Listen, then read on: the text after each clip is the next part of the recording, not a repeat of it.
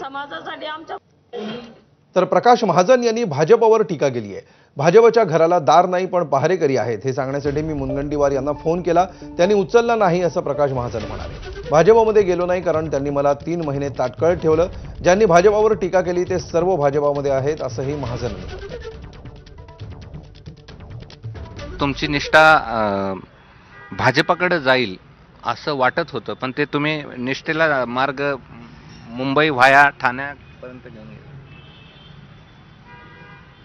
काय आहे की मला असं वाटतं की आता भारतीय जनता पक्षाला तशी फार महाजन मुंडेंची गरज नाही. मी तर 20 वर्षाखाली बाहेर पडलेलो आहे. आता जे काही प्रमोद महाजनचं एक अंश तिथं शिल्लक आहे त्याच्याकडे जरी भाजपनं पाहिलं तर समाधान. महाजन मुंडेंची गरज नाही म्हणजे म्हणून तुम्ही तिकडे गेला नाही. असे हजार जवाबों से अच्छी है मेरी खामोशी. मला मुंबईला गेल्यावर माझ्या नातीचा व्हॉट्सअप आला, आजोबा तुम्ही तर भाजपमध्ये जाणार होते.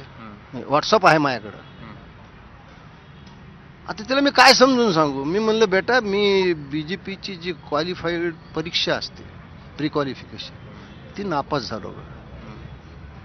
ते क्वालिफिकेशन मी पूर्ण नाही करू शकलो ना.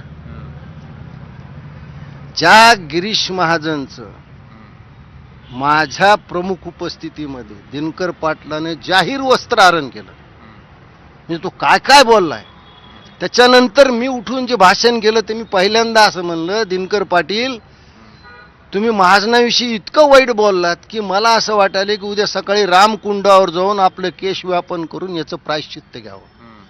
तो दिनकर पाटील आज भारतीय जनता पक्षात आहे. कॅमेरामन संतोषसह मी कृष्णा केंडे, ABP माझा, छत्रपती संभाजीनगर. तर गेल्या अनेक